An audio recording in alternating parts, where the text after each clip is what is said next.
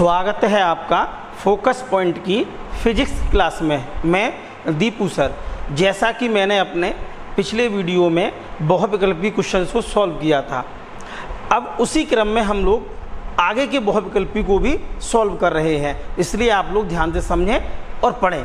देखिए बेटा, पहला क्वेश्चन हमारा क्या कह रहा है, एक निश्चित दूरी पर स्थित दो समरूप धातु के गोलों पर आवेश 4q प्लस में है तथा -2q है। गोलों के बीच आकर्षण बल F है।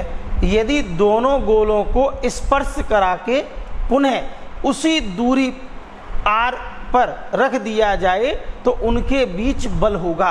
तो बेटा इसमें दो गोले दिए गए हैं, समरूप गोले हैं, सब कुछ उनका क्या होगा बेटा, समान होगा। तो उनको क्वेश्चन की कंडीशन के हिसाब से पहले इस प्रकार से रखा गया है, ध्यान देना। जैसे पहली कंडीशन में ये दो गोले हैं, एक गोला ए हमने माना है और एक गोला बी मान लिया है बेटा, और इनके बीच की दूरी r है। प्रश्न कह रहा है बेटा, और इस पर +4q का आवेश है बेटा और इस पर -2q का आवेश है। ये पहली कंडीशन है। तो इस कंडीशन में जब ये कंडीशन हमारी थी तो उसमें बल कितना लग रहा है, तो प्रश्न ये कह रहा है कि एक निश्चित दूरी पर, वो निश्चित दूरी बेटा हमने स्मॉल r मान ली गई है। धातु के गोलों पर आवेश भी हमने रख लिए। गोलों के बीच आकर्षण बल कितना है बेटा, F है। तो ध्यान देना बेटा, गोलों के बीच आकर्षण बल, दोनों गोलों के बीच, गोलों के बीच कौन सा बल बेटा, आकर्षण बल। प्रश्न के अनुसार वो आकर्षण बल हमें दिया गया है बेटा F। क्या दिया गया है, F दिया गया है। सूत्र क्या होता है, 1/4 पाई एप्सिलॉन 0 के। पहला आवेश कितना है बेटा, 4q गुणा दूसरा आवेश कितना है बेटा, 2q। ध्यान रखना परमाण लिखे जाएंगे बेटा, बटे दूरी का वर्ग, और दूरी हमारी यहाँ पर कितनी है, r²। इसे सॉल्व करेंगे बेटा, 1/4 पाई एप्सिलॉन 0 के 4 दूनी 8, q गुणा q की स्क्वायर बटे r², और समीकरण नंबर 1। ये चीज़ समझ में आ गई सभी के।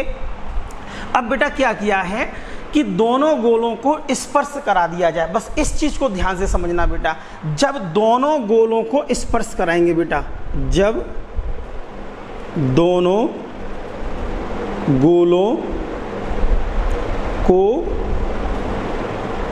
स्पर्श करा दिया जाए, कराने पर जब दोनों गोलों को स्पर्श कराएंगे बेटा तो दोनों गोलों को आपस में जोड़ दिया जाएगा चिन्ह सहित। आवेश निकालेंगे बेटा 4q और -2q, तो कितना बचा बेटा, 2q बचा। अब पता क्या होगा बेटा, एक गोला ये और एक गोला ये है, कुल आवेश कितना हुआ, 2q। कब, जब स्पर्श करा दिया तब। जब इन दोनों गोलों को अलग अलग करेंगे, दोबारा फिर समझना बेटा, एक गोला ये है और एक गोला ये है, इस पर +4q आवेश है और इस पर कितना है बेटा, -2q आवेश है। जब दोनों को स्पर्श करा दिया तो कुल मिला के जो इन दोनों गोलों पर जो संयुक्त आवेश होगा वो होगा 2q।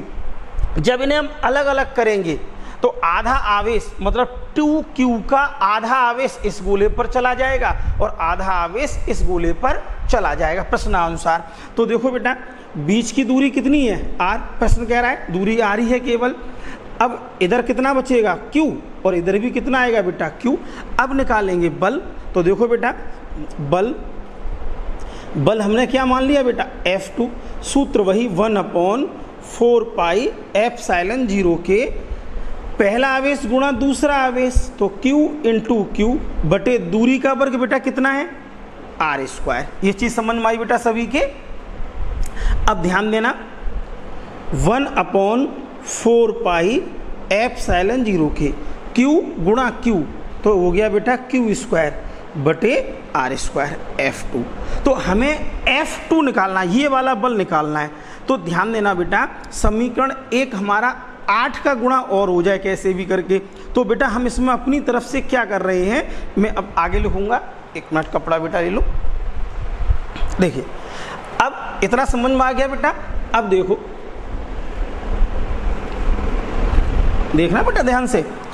अब हम इस समीकरण में क्या कर रहे हैं बेटा, F2 बराबर 8 का गुणा ऊपर नीचे कर रहे हैं 4 पाई एप्सिलॉन 0 के, और कितना था बेटा ये Q square upon R square. और हमने क्या किया, 8 का गुणा ऊपर कर दिया और 8 का नीचे, कोई फर्क नहीं है। तो ध्यान देना बेटा, ये आ जाएगा, ये तो 1/8 हमने आगे ले लिया और अंदर क्या बचेगा 1/4 पाई एप्सिलॉन 0 के, और कितना आ गया बेटा 8 Q स्क्वायर बटे R स्क्वायर। ध्यान देना बेटा, देखो 8 का गुणा इसमें कर दिया, ये वाला 8 अपॉन में आ गया, और समीकरण 1 से, समीकरण ये हमने F2 माना तो इसे भी F2 मान लेंगे, तो समीकरण 1 से ध्यान देना बेटा, तो F2 कितना निकल आएगा, F2 का मान, ये काय का मान बन गया बेटा F1 का, वो सॉरी F का ही प्रश्नानुसार, बटे कितना आ जाएगा 8। तो ये बेटा आपका आंसर आ गया। जो F2 निकलेगा वो F/8 कौन सा है बेटा, डी वाला ऑप्शन आपका बिल्कुल सही है। आप देख सकते हैं बहुत आसान है बेटा, बिल्कुल हमने सॉल्व कर दिया। ठीक है, अब साफ करें इसे, देखो बेटा क्वेश्चन नंबर अब आपका आता है सेकंड, निम्नलिखित में से कौन सा वैद्युत क्षेत्र का मात्रक नहीं है। निम्नलिखित में से कौन सा वैद्युत क्षेत्र का मात्रक नहीं है। तो बहुत आसान है बेटा, पहले वैद्युत क्षेत्र की विमा निकाल लेते हैं। वैद्युत क्षेत्र मतलब E, तो E बराबर होता है बेटा F/Q, चाहे ये निकाल लो, पहले विमा थोड़ा आसानी रहेगी बेटा, MLT-2, मुन्ना लाल ट्यूशन पढ़ाएं 2, और इसकी क्या हो गया बेटा AT। अब देखो ध्यान से बेटा, ML नीचे से ऊपर जाएगा तो T-3 और ये आएगा A-1, ये बेटा E की विमा हो गई। और यहाँ से मात्रक निकालें तो F का मात्रक हो गया न्यूटन प्रति आवेश का कूलाम, तो न्यूटन बटे कूलाम, -1 का मतलब बटे होता है, तो ये तो मात्रक है बेटा। वोल्ट प्रति मीटर भी मात्रक होता है, क्या होता है, वोल्ट प्रति मीटर भी मात्रक होता है, वरना आप वोल्ट की विमा लिख लो मीटर की लिख लो तो भी विमा यही आएगी। सी जूल गुणा कूलाम, इसकी विमा निकाल लेते हैं। जूल किसका, देखो ध्यान देना बेटा, जूल गुणा कूलाम पर -1, तो जूल किसका मात्रक है बेटा, कार्य का,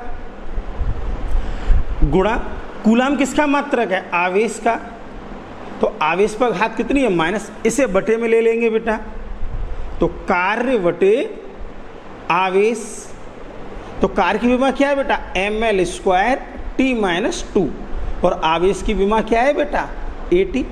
तो देखो ध्यान से, तो ML² नीचे से ऊपर जाएगा ये, तो T-3, A नीचे से ऊपर गया A-1। आप देख सकते हैं ये दोनों मैच नहीं कर रहे, इसका मतलब ये वाला ऑप्शन हमारा सही है। और बेटा आप इसे निकाल के देखना, आंसर आ जाएगा आपका, इससे हम यही आंसर निकल के आएगा। इसका मतलब जो सी वाला है वो हमारी इसकी मतलब ये मात्रक नहीं है, किसका, वैद्युत क्षेत्र का मात्रक नहीं है। उम्मीद करते हैं समझ में आया होगा। इसी क्रम में अब हम लोग बेटा आगे बढ़ते हैं फटाफट।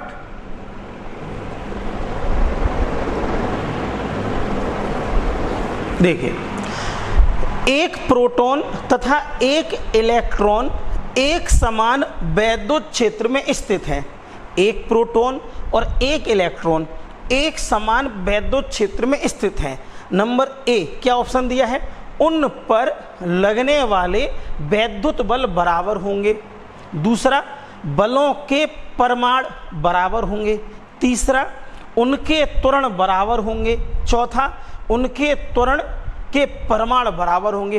पहली चीज बता दूं बेटा, जो त्वरण होता है वो द्रव्यमान पर निर्भर करता है, लेकिन प्रोटॉन और इलेक्ट्रॉन के द्रव्यमान अलग अलग होते हैं, तो ये और ये वाले ऑप्शन तो होंगे नहीं। ध्यान रखना, त्वरण तो इनका किसी कीमत पर बराबर नहीं होगा। क्यों? क्योंकि दोनों के द्रव्यमान भिन्न हैं। हाँ, बल पर जरूर विचार कर सकते हैं, क्योंकि बल का जो सूत्र होता है बेटा F बराबर होता है QE। क्या होता है बेटा, QE। E हमारा वैद्युत क्षेत्र हो गया और Q हमारा आवेश हो गया। जबकि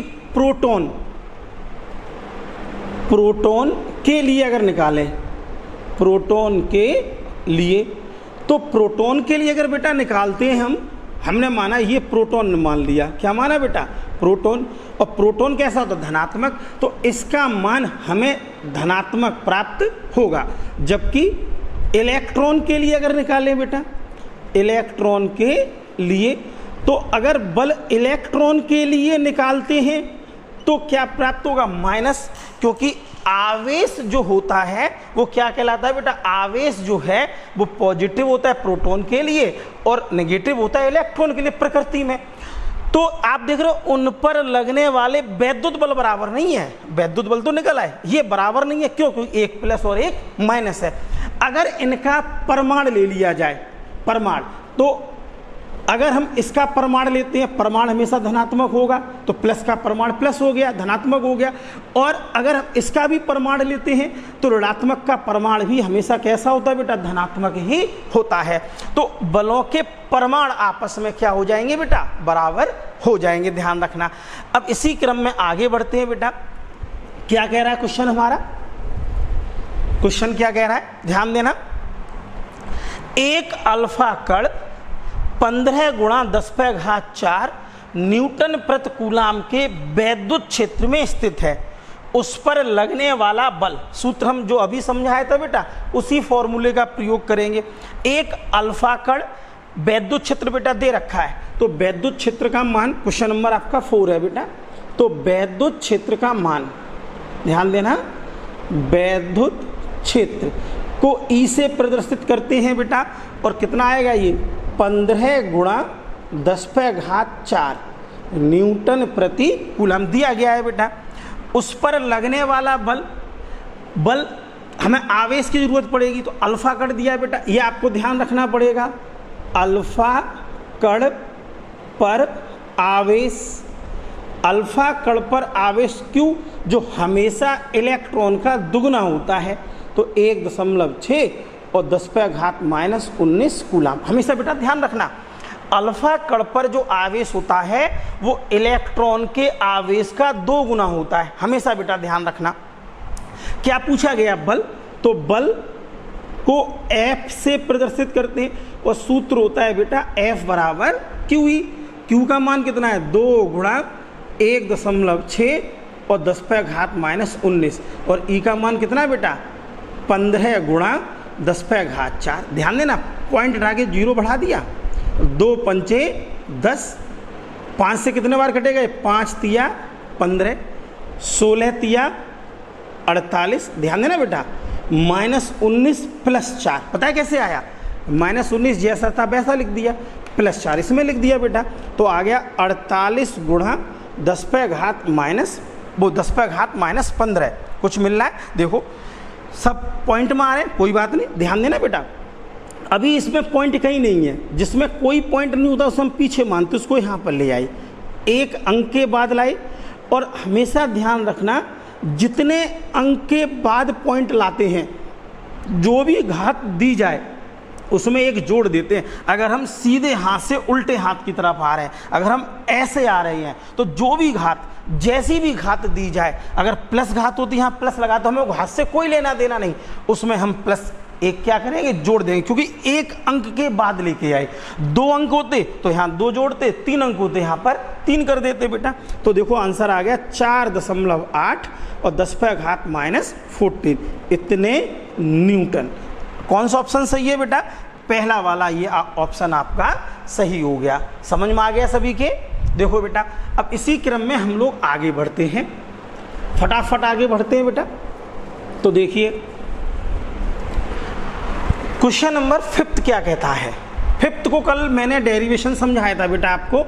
focus point learning app play store पर है, उसको डाउनलोड कीजिए और संपर्क करिए, फीस जमा करिए, आपको पूरी थ्योरी दे दी जाएगी बेटा। उस थ्योरी में कल मैंने आपको बहुत अच्छे तरीके से समझाया था, इस डेरिवेशन को समझाया था। इसको पढ़ते हैं बेटा। वैद्युत क्षेत्र ई वेक्टर तथा पी वेक्टर आघूर्ण वाले द्विध्रुव पर लगने वाला बल। तो मैंने कल क्या समझाया था, द्विध्रुव पर जो बल लगता है वह बल आघूर्ण होता है। क्यों होता है? क्योंकि वो घुमाने का प्रयास करेगा। द्विध्रुव पर जो बल लगता है वो क्या कहलाता है? बल आघूर्ण होता है, ध्यान रखना। और बल आघूर्ण को किससे प्रदर्शित करते हैं बेटा? टाउ से। तो टाउ बराबर सूत्र आया था बेटा PE sin थीटा, यही तो फॉर्मूला आया था बेटा। ये सदिश राशि है तो इस पर वेक्टर लग जाएगा। P भी सदिश है, P वैद्युत द्विध्रुव आघूर्ण सदिश है, इस पर भी बेटा वेक्टर लगेगा। E भी सदिश है तो बीच में क्रॉस लगकर ये आ जाएगा। ये वाला ऑप्शन आपका सही होगा। मैच करिए कौन सा सही है? ये B नंबर वाला बेटा हमारा ऑप्शन बिल्कुल भी सही है। क्वेश्चन नंबर 6 देखते हैं अब, मजेदार है। वैद्युत द्विध्रुव का आघूर्ण एक वेक्टर होगा जिसकी दिशा, मैंने आपको कंडीशन समझाई थी, मैं फिर कह रहा हूं, फोकस पॉइंट लर्निंग ऐप जो प्ले स्टोर पर उपलब्ध है उसे डाउनलोड करिए, संपर्क करिए, फीस जमा करिए, आपको पूरी थ्योरी मिलेगी। उस थ्योरी में मैंने समझाया है कि वैद्युत द्विध्रुव की 2 स्थितियां होती हैं, अक्षीय और निरक्षीय। अगर प्रश्न में ये स्पष्ट कह रहा है वैद्युत द्विध्रुव का आघूर्ण एक वेक्टर होगा जिसकी दिशा ध्यान देना, उत्तर से दक्षिण की ओर, कोई फर्क नहीं है भाई, दिशा तो दिशा होती है, कोई फर्क नहीं है। दक्षिण से उत्तर की ओर, पूरब पश्चिम उत्तर दक्षिण का कोई काम वैद्युत द्विध्रुव में नहीं होता है। धन से ऋण की ओर कब? जब वो निरक्षीय स्थिति होती है। प्रश्न कह तो रहा नहीं है निरक्षीय स्थिति होती है। और ऋण से धन आवेश की ओर, ये वाला ऑप्शन आपका सही होगा क्योंकि वैद्युत द्विध्रुव का आघूर्ण कह रहा है। क्यों सही होगा? ध्यान देना, प्रश्न ने हमें यह भी नहीं बताया कि अच्छी स्थिति या निरक्षीय स्थिति है, यह भी नहीं बताया, लेकिन वहां पर कह रहा है वैद्युत द्विध्रुव का आघूर्ण। वैद्युत द्विध्रुव ऐसा ही तो रखा गया था कल हमने बेटा, उसको कैसे ला रहे थे? अक्ष के अनुदिश लेके आ रहे थे। आघूर्ण का काम ही होता है अक्ष के अनुदिश। वैद्युत द्विध्रुव की कौन सी स्थिति में ला रहे थे बेटा?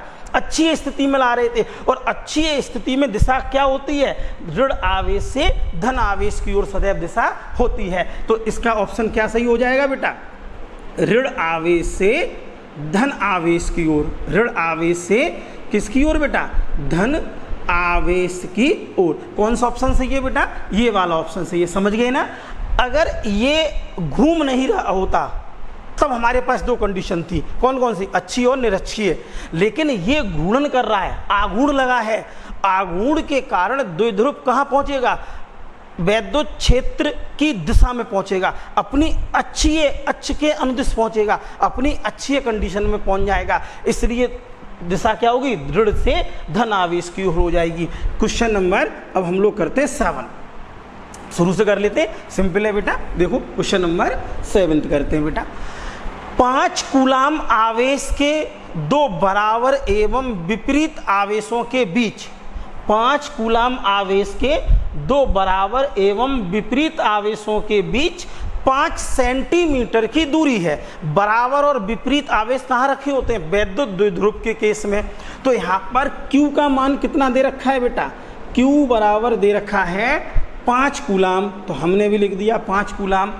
बीच की दूरी आपको ध्यान होगा, वैद्युत द्विध्रुव के केस में दूरी को 2L से प्रदर्शित करते हैं। और कितनी दे रखी है बेटा? 5 सेंटीमीटर। 2L ही बना रहने देना।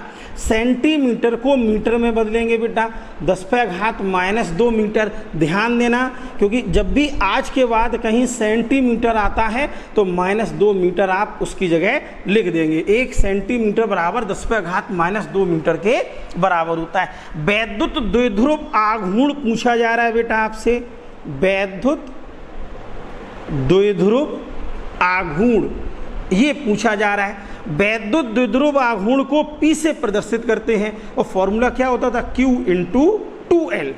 Q कितना है बेटा? 5, और 2L कितना है? 5 × 10⁻²। 5 का गुणा करेंगे 25 आएगा और 10⁻² हो जाएगा। आंसर मैच हुआ। अरे बेटा मजा आ गया। कूलाम × मीटर, Q कूलाम और 2L मीटर। पहला वाला ही देखो बेटा सही मिल गया, पहला वाला आंसर ही आपका मैच हो गया। समझ में आ गया सभी के? बढ़िया क्वेश्चन सॉल्व हो रहे हैं बेटा। क्वेश्चन नंबर 8, क्वेश्चन नंबर 8 देखो।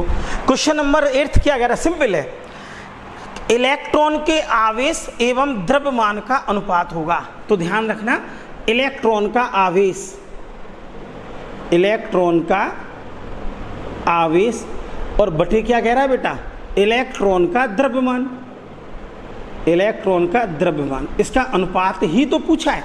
इलेक्ट्रॉन का आवेश कितना होता है 1.6 10⁻⁻19 और इलेक्ट्रॉन का द्रव्यमान होता है लगभग 9 गुणा 10⁻31। ध्यान देना बेटा, 1.6 बटे 9, गौर से देखना, -19, इसे नीचे सुपर पहुंचाएंगे तो हो गया ये प्लस का 31 हो गया बेटा, ध्यान रखना, ठीक है। 1.6 बटे 9 सॉल्व करेंगे बेटा, 31 में से 19 घटा दो तो 11 में से 2 और यहाँ कहता 1, तो कितना बच गया बेटा, ये बचेगा 12। सही समझ में आए सभी की कैसे बेटा। इसका इसमें भाग देंगे बेटा, आएगा 0, कोई पॉइंट लगा हुआ है बेटा यहाँ पर, ये पॉइंट लगा, हम भी लगा देंगे, 16 हो गया, तो 9 एकन 9, तो 9 10 11 12 13 14 15 16, कितना बच गया बेटा 7, 70 हो गया, 9 सत्ते 63, फिर बेटा साथ साथ कंटिन्यू आता रहेगा, तो 0.177 10⁻12, कोई मैच हुआ, आ जाएगा। देखो बेटा अभी अभी मैंने बताया था इस पॉइंट को एक अंक उल्टा खिसका रही है, जब हम उल्टा, अगर हम ऐसे पॉइंट ला रहे हैं तो जुड़ेगा और ऐसे पॉइंट ले जा रहे हैं तो घटेगा, तो यहाँ पर कितना घट जाएगा बेटा -1, क्योंकि एक अंक के बाद ले जा रहे हैं, तो 1.77 10⁻11, इतना बेटा आंसर होगा। आवेश का मात्रक होता है कूलाम और द्रव्यमान का मात्रक होता है केजी, कूलाम प्रति केजी। ये पहला वाला ही ऑप्शन आपका सही हो गया है। तो बेटा देखा आपने कितनी आसानी से हम लोगों ने सॉल्व कर लिया। इसी प्रकार से जुड़े रहिए, आपको डेली 8 से 10 क्वेश्चन बहुविकल्पी मिलेंगे। मैं अगले वीडियो में इस चैप्टर के 2 कठिन क्वेश्चन हैं उनको कल मैं सॉल्व कराऊंगा। धन्यवाद।